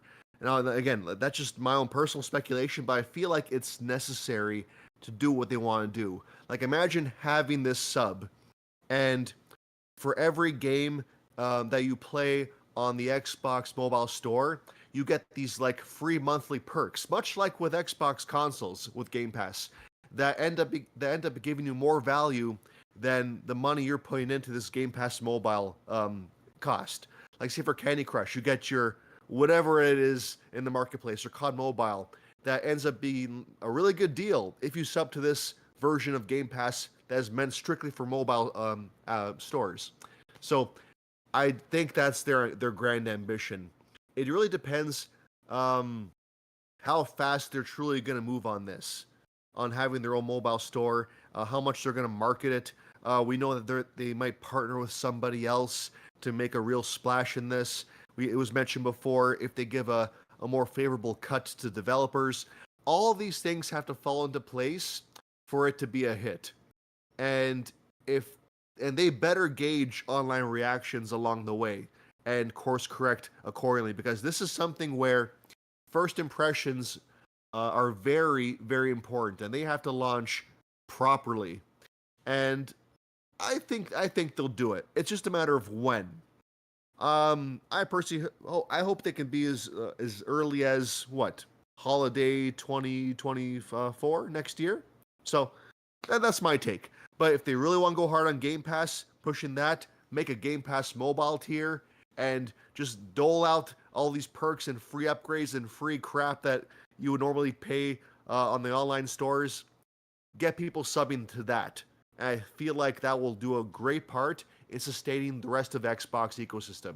So, in that regard, I'm excited for the future, because in the end, more money coming into Xbox means more money reinvested into Xbox, and more deals that do benefit console gamers like me. So, yeah. Yeah, no, I mean, I like that they're actually investing in their IP. Again, this is all their IP. I mean, of course I would assume that they would have, again, third-party publishing deals as well, even for, again, mobile. But at the same time, they got some strong IP that they can latch onto now. So, they can be a heavy hitter here. It's not just going to be Apple and Google. Again, I think people are looking for a variety. I mean, another force. I mean, I know Microsoft is this giant multi-trillion-dollar company, but again, we need another company in this space. We need another store, just for the variety, for consumers to get some better options, because Apple's not too good, and Google's not that great either. So hey, I want some variety. I need some options, right? All right. Centurion, I mean, I would love to know your thoughts. Do you agree with what the guys are saying? Like, what are your thoughts? I know that we had alluded to it earlier in the first topic, but again, what do you think about the Xbox's, Microsoft's mobile ambitions here? I think we'll hear something from them, well, fairly soon-ish. Eh, forgive me, I don't play on mobile. I do not hold on to the concept that if you play games on your mobile phone, you are not a gamer. To me, a game is a game, but mobile phone is just not worth it for me. Um, and that being said, that just goes on to Crusader. His name's Tim Stewart, right? The Yeah. CFO. CFO. Okay, this goes on to what the CFO was saying earlier when he was quoted in saying that the purchase of Activision is going to facilitate doing certain things in gaming faster than it would to build them from the ground up. And this is a testament to that Microsoft is interested in the mobile market. Phil Spencer from day one of the Activision Blizzard said that this was more about King than it was about Activision and Blizzard. And so, yeah, I really do see Xbox very soon making some big moves into the mobile market because, I mean, 69, $70 billion was spent to definitely help facilitate Microsoft to quickly get into the mobile gaming market. And I really do think that they're going to follow through with what they said. All right, short and sweet. I like Right, it. short and sweet. I mean, it's yeah, sorry, short and sweet. But I mean, you guys have all made a lot of good points. I don't know how I'd be able to add on to it without essentially regurgitating information. So for me, it's just like this is no surprise to me, and this is just Microsoft sticking to their guns and keeping to their word that that they have ambitions for mobile and that they want to roll them out very quickly. All right. All right. Hey, that's fair enough. Again, we'll keep an eye on if any news pops up with their mobile store. It's just, again, I know it's not the console space guys or PC for that matter, but just mobile alone, they're very much invested. They want to have a big splash with their mobile store. They're obviously working heavily with some big partners to get things rolling. And I wouldn't be surprised if we heard something, I don't know, maybe not too soon, but hell, even if it was like towards the end of the year or next year, I could see things unfolding very quickly.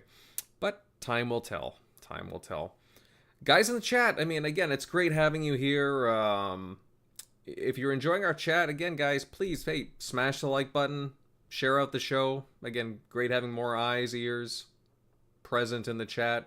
Love seeing you guys, lots of energy. Let's see. Okay, guys, I guess we'll move on to third topic. And, I suppose it's more of a Microsoft ecosystem discussion, but it does affect Xbox greatly. In recent months, Microsoft Rewards has seen a few changes, and even more recently, users have been seeing rather, I want to say noticeable downgrades to the rewards they earn, removing ways to earn, cutting down points costs, and even having cooldown periods for earning. I mean, I was seeing that earlier today on social media. What the heck is going on? I mean, I used to be a pretty dedicated, I loved earning the rewards all the time, checking out different things on Bing, the store, and so on. Just using, just simple things, right? And they've really limited that. And naturally, Xbox fans who love accumulating these points just feel rather jibbed. Now, I'll admit, I got kind of lazy doing them over the past year or so, but I was starting to get back into it because, who doesn't like earning some free points, right, to put towards some games or other stuff in the store? And I don't know, now it's getting a lot harder to do that. General MLD, I'll tell you what, I'll hit you up, my friend, on this. Like all of us here, I actively accumulate the rewards. I'm not sure if you're a huge collector of them, but what are your thoughts on this matter? Now, to be clear, this is about the points that you get to redeem, right? Yeah, the reward points, yeah. Okay. I personally, I just play the games I play, and if I happen to rack up any rewards for that, so be it. So that equates to me getting like the $5 trade-in for the Microsoft Store every few months or so. So that's me. But I do see online occasionally people that have a ridiculous amount of of store money that they got purely through rewards. Some even have so much that they use it to pay for Game Pass. And I guess these are the whales, the ones that go for every. Me and Sorry, what? Invader actually personally know somebody who got like $250, $300 off of an Xbox Series X. Yeah, Like, I got yeah. $140 worth of games this year. Yeah, I'm not surprised seeing that. Like, there's like the weekly, the monthly rewards, the daily rewards. I'm sure there's people, the whales, if you will, that just do all of that. Like, get a reward for playing a certain game or doing this. Yeah, I'm sure the people they really go out of their way to get every possible thing they can. And in that regard, I mean, this is it's a bit of a it's not the best move because these are the most dedicated Xbox gamers out there, and you're kind of you kind of kicking them when they're down a little bit here. You're making them not really want to try as much to make the most out of their sub. That said, given on the example I just heard, I feel like some of these whales are taking it to the extreme, and they're really raking in a lot of money. And I feel like people at Microsoft, they're seeing these stats and they're like, wow, whoa, we did not expect people to make this much money from the reward system here. Like, I'm sure they would prefer them more to be like me, who redeems $5 every 2-3 months, not like $140 in that same time period or whatever the example was. So I get it, but I feel like they're limiting it a little too much. Like, you want some kind of, I believe in I'm a realist, so there should be some kind of maybe compromise. I feel like they did it before and then they're doing it again, and I don't know, it's a bit much. So I guess it can be a little demoralizing to the really dedicated ones, and that is unfortunate. I do feel for those. So I don't know, I'm not defending them, but I get it. So I don't know. I just feel like they need to find a happy middle in all this. They got to improve a little bit. So that's my take. I hope it gets a little better. I mean, I do understand, you adjust things and, again, it's kind of fluid, right? Things can't change or can't stay the same forever. I understand that. But it just seems to be really hitting it like they really did a 180 on it like the past, I don't know, let's say 5-6 months. I mean, things have really changed with the service, and I haven't seen a lot of, again, because usually the execs or the higher ups are pretty active about talking about that stuff, and again, today I saw fans, messaging like, hey, what's this, what's going on, because a lot of people do use it. Right, and guys, I do understand. I know that the reason why initially was to, get people to start using stuff like Bing to encourage certain actions. I totally get that, but at the same time, I don't know. It just we got used to doing things, right? And it was just kind of a nice way just to earn some points, and maybe you don't save up for like $50, $100, whatever. Maybe, again, $5, put it towards a game you might want. Now you might be hesitant. Hesitant in doing that. I just want to add, like, I think this would be a much bigger deal if Game Pass didn't drop so many day one games this year. True. Because ultimately, this is all about value. That's what it comes down to. People feel like they're getting less value. But so long as we're getting a ton of third-party day one drops and first-party that goes without saying, I do feel like that does go away to still reassure everybody that Game Pass is still the best deal in gaming, hands down. That even with this rewards hit, it's still way better than whatever Sony and Nintendo are offering.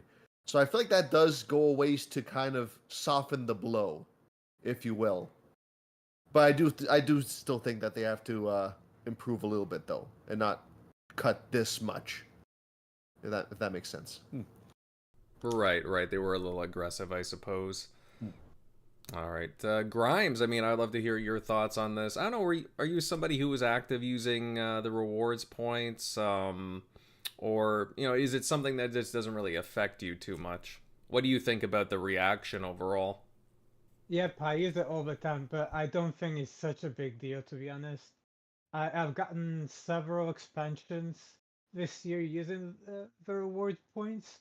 I got the Cyberpunk Phantom Liberty expansion and the upgrade to the premium version of Starfield to play it early. I also got the GTA 4, the with the reward points. But let's be real, the only people that care about this change is hardcore gamers or heavy users of the reward points. I doubt that most users actually care. And as MOD pretty much touched on it, that we're pretty much Microsoft was just giving us free money to just use Bing, but the growth must have been so bad that it wasn't worth it anymore. I actually don't mind Bing, and in fact, I've been using it ever since I switched to their new Edge browser because I was so tired of how slow Chrome was. But yeah, you shouldn't worry about the Xbox reward points if you're on Xbox. I don't think they're going anywhere, and that's it. Yeah, just don't worry. They're just gonna maybe they'll cut them down a little bit, but because yeah, I mean, like I just got the expansion, the two expansions, so that's like $60 in the space of a few months. So that were definitely giving us way too much money or points for such a small period. All right, fair enough. You're somebody who actively used it, but at the same time, yeah, it's not a big deal, right? No, Okay, not at all. exactly. And yeah, like Xbox users don't have to worry about it. I don't think it's going anywhere. You're Mm-hmm. just I mean, I think what you can probably right now, if you go on a Game Pass, you can probably get just under 3,000 a month, 3,000 points a month if you do points if you do every single challenge. Mm-hmm. So that's quite a lot of points. Yeah, no, you make a good point there. That is quite a bit of points, and it's not like there still are challenges and whatnot. I guess they were easy to accumulate, so Yeah. you could farm them pretty easily. That is a point that was made earlier. So I can sort of understand them coming back a little bit. Yeah, I think so. Like I mentioned, I think since the summer, I've probably made $80. I've gotten $80 worth of Microsoft reward points. Nice. And that seems a bit much. Yeah, Yeah, yeah. I don't think they're expecting that either. yeah, Yeah. exactly. Yeah, I mean you're absolutely spot on. That's why I think lowering the or lowering it, it's completely fine. All right. All right. No, yeah, that's an interesting perspective. Yeah, yeah. Centurion, I mean, I would love to know your thoughts. And guys, just so you know, Crusader had to take off. He had to dip out a little early. You know where to find him. He's pretty active on Reddit and, X, Twitter. But yes, Centurion, I would love to know your thoughts on this. I don't know, was Microsoft Rewards something that you use frequently, sometimes? Do you care about accumulating them? What do you think about this little bit in use? So it's kind of like a double-edged sword for me. I use them, yes. Do I live my life around them? No. I know like there's systems like, like at least in the past using Bing. There's also some stuff that Microsoft has been doing with AI where, you use their prompts. Like every time you put in a prompt, you get like 5 points. So it definitely Microsoft is very, very generous with points. I've actually kind of wondered if they were ever going to wrangle it in. And this is where, forgive me, I'm not trying to be an ass in what I'm about to say, but like, I do have to kind of like look a little sideways when somebody's like, like essentially you're just pretty much screaming at Microsoft, "Hey, where's my free money?" What? Like, I mean, like it was something free. It was something that was very generous because at least by some of the math that I've seen, I think it's like you get like $5 for every $100 you spend in the Microsoft store. Where and I'm not like I hate to bring it up, but we're talking like GameStop, Target, other retailers that have systems where you can accumulate money back. With GameStop, it's absolutely egregious. I think you have to spend like I think it's like 300 and some dollars just to get a $5 coupon nowadays. Unless you like play their little scheme of somehow stacking points during a certain time. But it's same with like Target. You got to spend like $250 to get like I think like $5 back. I think it's like 5% back or something like that. So I would definitely say Microsoft has been very generous on just their reward system, how easily you can get it. And that's where I do think Microsoft probably was looking at the numbers because at the end of the day, they're the ones that have access to the data. And that's where I guess the professional person that I am because I'm very analytical. I mean, like it would be interesting to sit down and see how much you're essentially losing to like Bing, like using Bing. Yeah, they wanted people to use Bing, but it was also for the purpose of data collection and also your search engine is only as good as how much many people interact with it. And so yeah, they were trying to get their search engine a lot smarter, and now Microsoft has definitely made some big headway with AI. Um, and that's where it's starting to outweigh like, hey, we're reaching like a peak, a pinnacle. There's not really much more that we can do from collecting data at this point. We're just letting people gather points just to be nice. And that's where I do feel that maybe that I know for a fact out there that there is some people that have taken advantage of the system where they've ran multiple accounts, and they would sometimes like share points. Like they would use another account to accumulate even more points, and then they would transfer the points to themselves. The reason why I know this is because somebody I knew that was doing it transferred points and Microsoft caught it and they actually banned both of their rewards accounts. So Microsoft actually like caught somebody like using two accounts and they were trying to transfer the points to the other account and Microsoft caught on to it because they were doing it so often. That's when Microsoft was like, "Yo, you're running two accounts. You're like double dipping." So I'm pretty sure that there's people out there that are probably much more egregious. Like, I mean, hypothetical tinfoil moment is there's probably people out there that have built bots that will run up a Bing, do 500 Bing searches every single day or whatever, what have you, just to accumulate more points. I know for some people they really made like almost like a second job out of it. They would go on Bing every single day. They would go do the check-ins on the Xbox. And we all like, Invader, we all know that the individual we're talking about now, he legitimately got points on his own. It took him years, but he got like $300 off an Xbox Series X on launch. Like he bought a day one Xbox Series X for $200 because he had $300 points wrapped up. And so that's where now this is where I said there's the double-edged sword. There because Microsoft has probably been looking at ways of making money off of the reward system. We all know recently that Microsoft has come out with a credit card.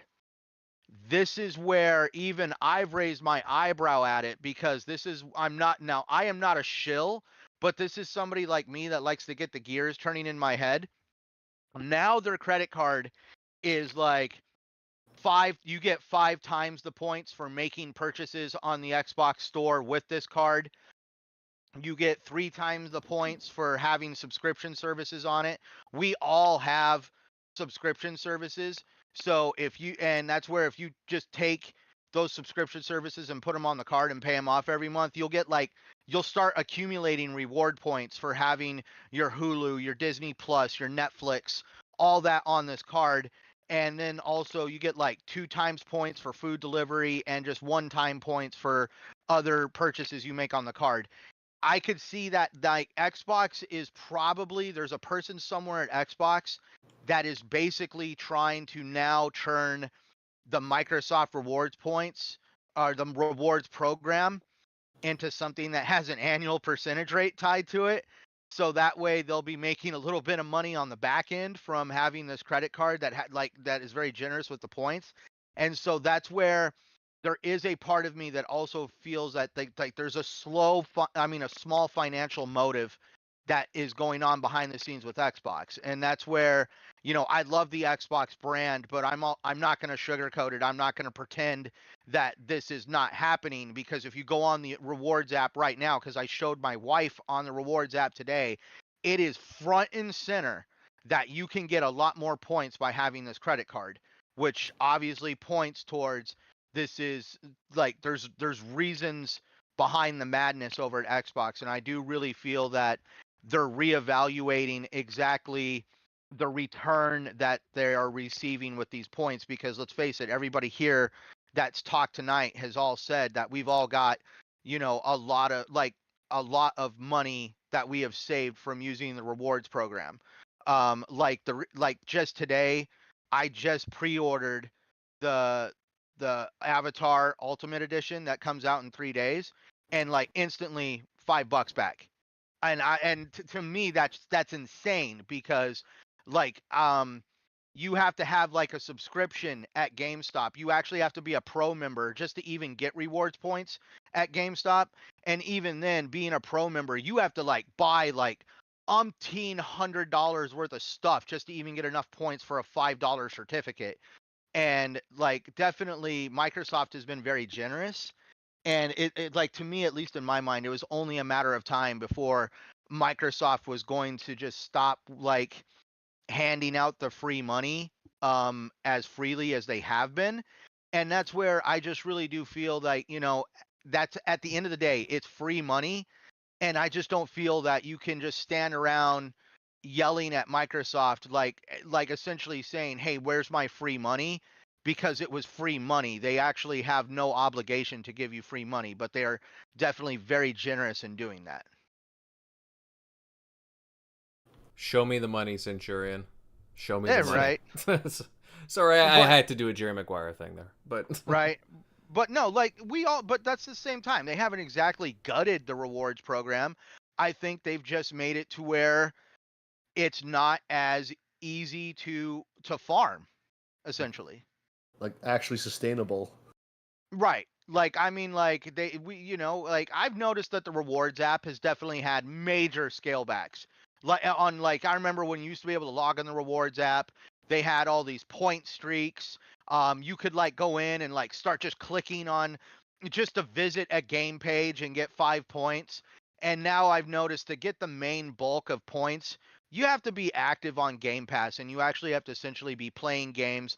And it's not just any game. It looks like there's probably also some marketing incentive, because some of the rewards are tied to doing a certain action in a specific game. And that's where I know it's not just Microsoft is not just like, hey, I want to give somebody 50 points for scoring a goal in Rocket League. No, I'm pretty sure Rocket League was like, hey, we want to spend some marketing bucks with Microsoft. And one of the marketing strategies is that they want to get people to to like score a goal in our game, and they'll get X amount of points. And there's people out there that love to farm these points. So this is going to get people playing our game that just want to farm these points, because we know that like there's achievement hunters out there. So just like there's people that hunt achievements and trophies, there's people that go out there and actively hunt these rewards. And so you're just getting people to interact with your software. So to me, it's also just another form of Microsoft learning how to make money with the reward system.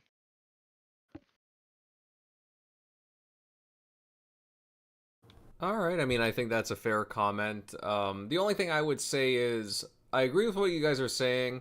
I just wish that maybe there could have been some more communication regarding, because people seem caught off guard. Transparency for sure. But there's also the other half of the situation that Microsoft could be perfectly transparent. But that's where we all know it's just natural human reaction to resist change. And they probably, because we all know, like from past experiences of raising the price of Xbox Live and getting rid of Xbox Live Gold, like they all know that the community on social media can be very vocal. And so there is sometimes those decisions of like, you know what, we're just going to do it and we're not going to communicate, because at this point, like, I mean, we all know, like, again, you know, PlayStation is essentially stripping people of games that they've paid for. I mean, content that they have paid for. Yeah, there's that whole argument that can be made of whose really fault it is. Is it PlayStation's, or I mean Sony's, or is it Discover's? I think they both share in the issue, because, like, you know, Sony should have been very protective of their consumers, and they shouldn't have just been like, oh yeah, we'll make all this money off of them, and if it ever happens, you know, screw them. So, but that's where, dude, I mean, it's definitely a very touchy situation. It just really stinks that, you know, it's going to happen this way. But that's why I was saying with right now, the media, if they came out and were like, hey, we're going to scale back the rewards program, we all, like, the media looks for anything to somehow be negative about Xbox. Like, I don't know how many articles I've seen in the past month that people aren't wanting to spend like Destiny style hours in Starfield. you know, so I mean, like, it's kind of funny, you know, like it's like, you know, like what was it on? It was on Twitter today. You know, PlayStation's over here stripping people of games, but IGN is more concerned about fixing the Xbox achievements. Yeah, you are right though. It would have been double the negative media news cycle if they gave notice and then did it anyway. Yeah. And it's not like when they doubled the price of Xbox Live Gold, because that was an instance of that was an instance that they're like, no, this has to be corrected. But exactly, that's because why they I'm were like, taking more money. This is them like giving away less free money. It's totally different. right. So yeah, it's in their rights to just rip the Band-Aid, take at least one negative news cycle and just be done with it. Yeah, I get it. I know what you're saying. It sucks being in that position when you're part of a corporate marketing team and you actually do care about the end user, and you're just like, man, this is gonna definitely have some people feeling a certain way. But then you know that there's a certain demographic of individuals out there that just love to prey on anything they can, because we could already see the headlines right now. Xbox wants to give you less free money. How dare they? And then again, when Xbox actually did it, they don't care about the yeah. I know. I guess. I mean, I'll admit I like earning the occasional points, but I do understand there has been a lot of farming, but hey, you know, they put it there to take advantage of, so people were certainly willing to spend some time to do it, and I guess good on them, right, for putting in the time. Right, and that's, well, for me, when it's like creating, it's kind of like a video game, or even with a reward system. When you create a system for people to have any kind of a gain, you know that there is going to be people that are going to find loopholes and ways to really farm that system way more than you thought possible. And that's where you try to, like, you really try to adapt. And that's where I'm pretty sure like Microsoft when they implemented the rewards program, I'm pretty sure they thought it'd be cool and people would be like what we're sitting here like, oh, I got like $5 here, $10 there, $15. But then when they're hearing the stories of just like people are like, yeah, I got like millions and millions of points, I'm pretty sure they're like, you did what? So like that's where I'm pretty sure like they knew that there was going to be like the extremists that really knew how to grind it out. But I'm pretty sure at the time they didn't really know exactly to what extent. And now that they have had some time really figuring that out, now they're adjusting the program to essentially make it a lot more difficult to sit there and to hit those big like buckets of points. Mm-hmm. Well, again, we'll see how they further change and adjust the reward system. Obviously, there's been a lot of tweaks recently. It's ongoing from the looks of things, and who knows, maybe based on some feedback, they might scale back a few things, but I do understand that there needs to be a balance. Not everything can go our way. But at the same time, it's nice having, I don't want to say these loyalty points, but at the same time, you know, again, people do spend a lot of time in your ecosystem, and it's just nice to be rewarded for, again, just doing random stuff. You know, I'll just put it out there. But yeah, guys, anything else to add? Yes, no? All right, guys, I know that, again, not the most, like, heavy topics-wise, but next week is going to be a very busy week, and we will be fully loaded.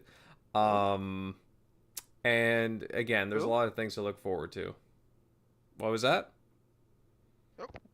Nope. Sorry, I was chatting with my cat. My bad. It's all right. I do that all the time. But yeah, guys, I think we'll start closing things off. You know, I gotta say, good chat tonight from the boys. You know, we went over Phil's latest interviews, Tim Stewart's comments, Xbox Mobile Store talk, and even some Microsoft Awards commentary that we're just doing. And I gotta say, huge shout out to everyone that joined us tonight. It's always appreciated having every single one of you stop by. And if you enjoyed tonight's chat, then kindly leave a like, share out this episode, and of course, subbing to the channel if you're a new face here. I really appreciate having you. And also turn on the notifications, guys, because sometimes YouTube can be pretty pesky, not notifying you guys. So you know, turn on the bell for sure. Now let's go over to some outros. Again, Crusader had to dip out early, but we'll start off with Centurion. Centurion, hey, loved your chatter tonight. Loved your commentary. Where can everybody find you? Well, for those interested, and if you really want to hear me kind of like yell at my cat like I just did, you can always kind of just tune into my channel over at Centurion1307 on YouTube. You can also find me on Xbox Live and, of course, Twitter, X, whatever the hell you want to call it this week. And you can also find me here every Sunday night with this amazing group of individuals right here on the TXR Podcast. I don't know, maybe we should have a vote in the chat. You know, you should do some kitty commentary on your channel. Do some cat videos. You never know, Centurion. My cats have actually made cameos on my channel. They have? I didn't realize that, to be honest. Yeah, every once in a while I use them as a God, what's that like what is the term for an animal that like helps you with anxiety? I know they're not exactly like a form of a service animal, but they're, you know, like basically a support animal. Yeah, support. Yeah. So sometimes I'll have them in the shot with me that, you know, when I'm delivering bad news for the PlayStation zealots, I'll sometimes just have it right there and be like, I've brought my stress relief animal here to help you really kind of like let go of the fact that, you know, PlayStation is just doing things that it really shouldn't be.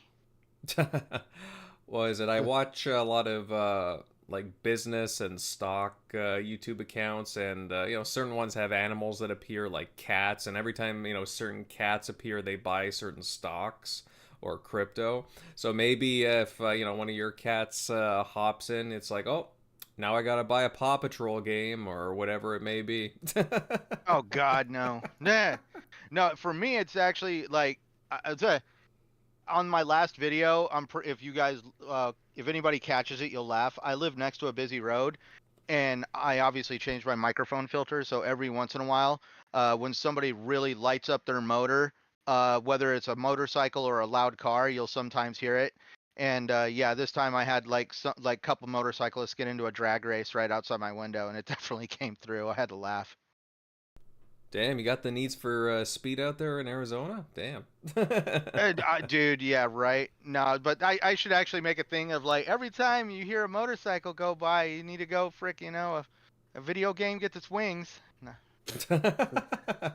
Yeah, man, you gotta buy now. You gotta buy a Loco Cycle.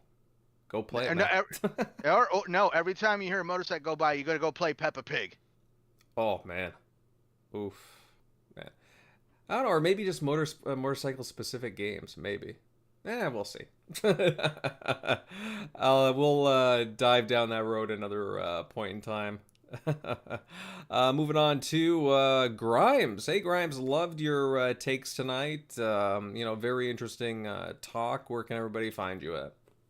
You can find me on Fake Mayhem OG on Twitter. And before we're done here, I want to pose a question to all of you guys. Who's winning Game of the Year this year? Is it going to be Alan Wake 2 or Baldur's Gate 3? Baldur's Gate 3, easily.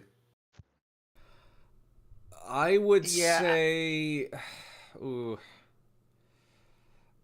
Like, apparently these guys packed in so much content, it's unheard of. So I feel like that's gotta be recognized. I think Baldur's Gate 3 is gonna get it just because like we already saw like Destin Legary and other gaming media representatives out there trying to be like, this sets a new standard for gaming, that you could have a game this size without microtransactions. And I really do feel that they're gonna try to somehow lift this game to some kind of pinnacle with this outrageous idea that Baldur's Gate 3 is going to somehow change the industry. Yeah, I just think they... Elden Ring last year. Oh, right. Yeah. Yeah. I mean, okay, it was a packed year for games, and judging from the list, I mean, there's some games that I probably wouldn't have on there personally. That being said, I guess I would have to give a nod to Baldur's Gate. Not that I've played it, but it's just with the amount of attention to detail and listening to fans, a lot of fan service. I don't know, like everything from voice acting to character detail and just general gameplay. They seem to have really nailed it. So I wouldn't be surprised. Yeah, I'll have to go with the consensus on this one, but... Yeah. And you know what? At least I'm not going to say that Larian doesn't deserve it either. Mm-hmm. I mean, like, but it's one of those things. Like, I like how they rolled the game out, and I'm not talking about the issues with the Series S, because if anybody wants to sit down and try to have that thing like the Series S hurts gaming, the Series S actually helped the Baldur's Gate developers optimize that game so well that it's going to impact the performance on the PS5 and the Xbox Series X. So, like, obviously the Series S actually has a place in gaming, but I'm talking about just how Baldur's Gate started off as a small, like, game preview, and it grew for a long time on PC. And then obviously they had their full launch on console, which really blew it out of the water. And in my opinion, at least for me, like, I'm not worried about the microtransactions part of it, because I do feel that microtransactions do have a small part in the gaming world, because it's a way of creating revenue. For me, it's about the idea of, rather, you can actually kind of soft launch a game, test it, get the community involved in it, really get that game into a small ecosystem out in the wild, so that way you can really see if anything game breaking occurs, and that way you can really iron out a lot of bugs and have a really big successful launch on a game that, like Baldur's Gate 3. Mm-hmm. Yeah. Yeah. Again, when it comes to the Game Awards, like, I'm just there for trailers, announcements. Oh, for real, like that to Like, me, like I- to me, I'm gonna say it right now. I refer to Jeff Keighley and all the rest of the gaming media at this point as they are nothing more than my gaming dictator overlords trying to tell mm, me what I should find fun and what I need to play. And I am a perfectly fine, free thinking individual that enjoys playing games. I love how so many people are just so quick to just tear on a game. And like that's why I just to me I do what I want. I bought Gollum. Who cares? It's the worst game in the world. I don't have to conform to any kind of ideal. I found it a little intriguing. I just wanted to see how they were going to do it, and that's what I did. you remind me of Cartman from South Park. I don't care. I can do what I want, Maury. It's my pot pie, kitty. That's right. That's right. Do what I want. I can do what I want. But I understand where you're coming from. It's just again, we don't have too long to wait for the Game Awards, so What day is it? the Seventh? 7th, I believe. So 4 days away. 7th. Thursday. So 4:30 Pacific. That means it's going to start 5:30 my time. Which sucks is I get off work like 30 minutes beforehand. Something tells me that I might not be able to start the show live.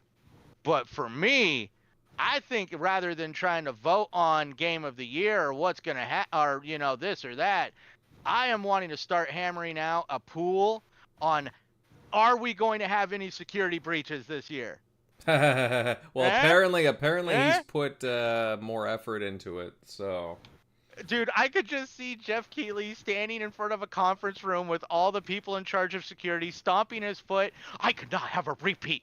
This has happened two shows in a row now. Get your stuff together. He's just like just out of his mind crazy because he doesn't want anything to happen again. it's possible. To me, I'm sorry, but at this point, it's gonna turn into a game. I'm like, how many times can we crash Jeff Keighley's show before he loses his mind? Maybe, and then he'll have to take comfort with Kojima. So Oh my god. with that at his side, But then again, who knows? We might even see a trailer for Kojima's game with Microsoft. You never know, guys. I could be leaning towards that, but we'll see. But yeah, all right, that's good. Good guys. General MLD. And MLD, yeah. Where can everybody find you? Yeah, good show. You guys can find me at MLD Ghost on X and Gamertag Ghost MLD. Now, I'm looking forward to Thursday. Hoping Xbox comes big and shows something that we want to see. Gets excited. That's what I'm gonna tune in for. So here's to a good show. Agreed, and of course, guys, I'm Invader. You guys can find me on YouTube at Invader Gaming doing various guides. I should have a review out, well, soonish, but I'll be doing some more stuff soon. Look, I had a blast tonight, and I'm already looking forward to next week's show, as we were just talking about. We got Grand Theft Auto 6's reveal next week. Very, very curious about it, to be honest. Plus, of course, as we were just saying, the Game Awards. We'll talk, all the highlights from that. So we'll be pretty busy. Pretty busy for sure. Be jam-packed examining all that. But anyways, guys, good night. It's been a good one. See ya.